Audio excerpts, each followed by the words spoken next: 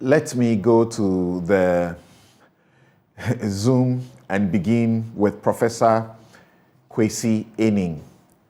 Prof, thank you very much for making time once again to join us. Well, it's always a great pleasure. Great. So to begin with, and I pray that you don't get tired talking about this. It doesn't matter how you have to say the same thing over and again. It has to be said until we have seen the change we need to see. What would you say that after we resurrected this discussion again, we are seeing some, action, and the president, is it action? We are seeing a lot of talking, and the president has gone to meet with chiefs who earlier has said that they are not in the picture at all, and we should not focus on them. Well, Samson, thank you very much, and you asked me to correct something. So I'm the visiting Claude Ake chair at the Nordic African Institute. Thank you very much, Claude Ake. Thank you very much. Yes. Claude Ake would have loved this discussion because he was a patriot, he was a Pan-Africanist, he loved Nigeria, he loved this continent. Samson, I'm going to be very blunt, as always. We have a license to prospect because we are citizens and not spectators. That is number one.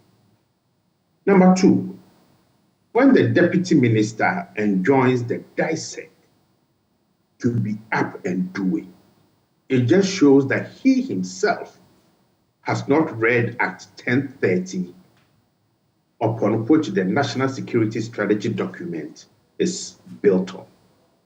When he says DISEC should be up and doing, that represents the collective failure of the state security apparatus where he was standing. And for him to plead with them to be up and doing, instead of asking the president to sack everyone who sits on that side, DISEC, reflects the larger challenge that we are facing, and which the president, in talking about looking for facts, because he's a lawyer, raises fundamental questions as to what more facts do we need. Furthermore, that he would not protect anyone.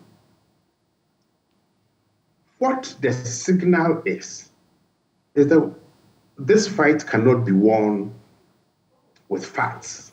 It must be won with widespread social action that says we will not accept this anymore.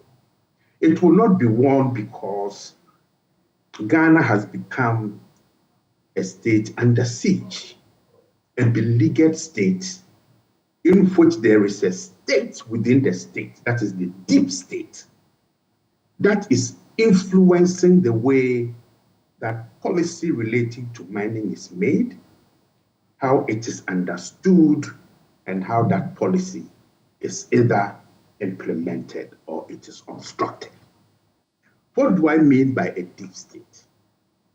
We are seeing individuals and groups who have not been voted for, who don't have any remit to speak or act on our behalf, influencing elected people like this deputy minister, talking about DISEC being up and doing.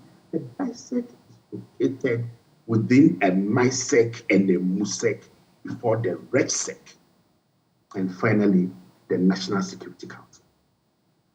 So when ministers who ought to know better befuddle the points and muddy the waters, it gives opportunities for these groups to know that they can act with impunity and go scot-free.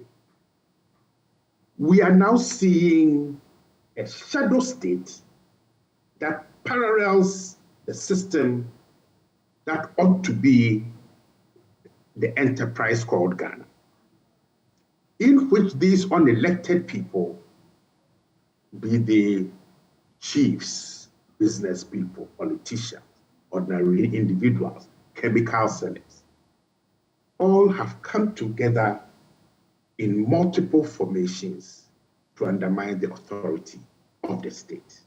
What we are seeing is a state that is incapable and unwilling, first, to implement the laws that it has made for itself voluntarily.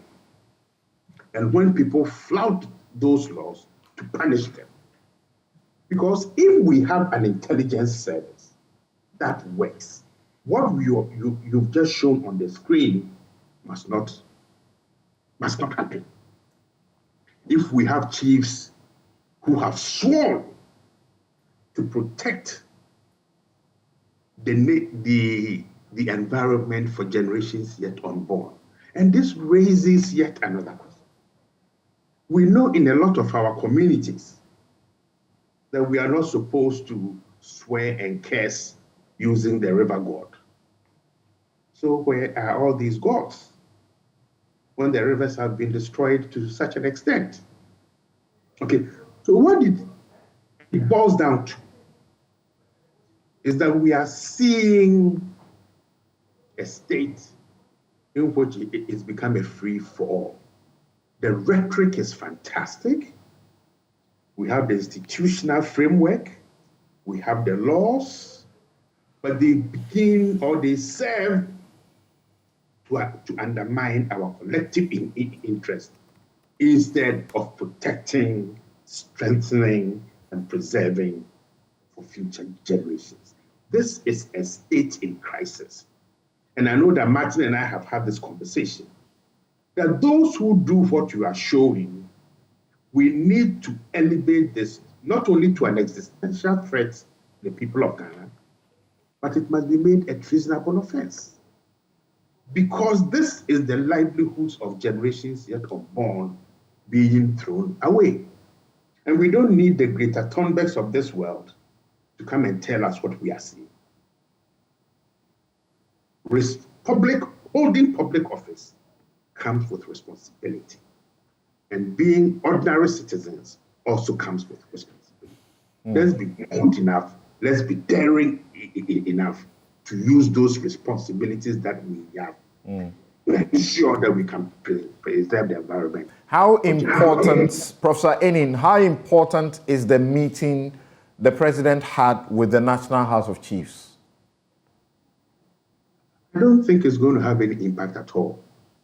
Because were we to, across the spectrum of public interventions and public actions, say, what is the nexus between public utterances and implementation?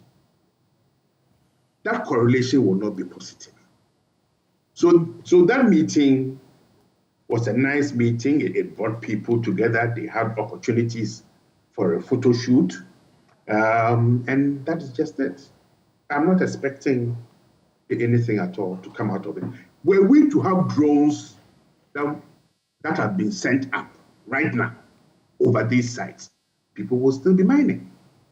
When the president speaks, and as he correctly said, those who ought to represent him make him a laughingstock because they go against his publicly uttered words. And he is not seen to be punishing them or dismissing them, then it undermines his authority. All right.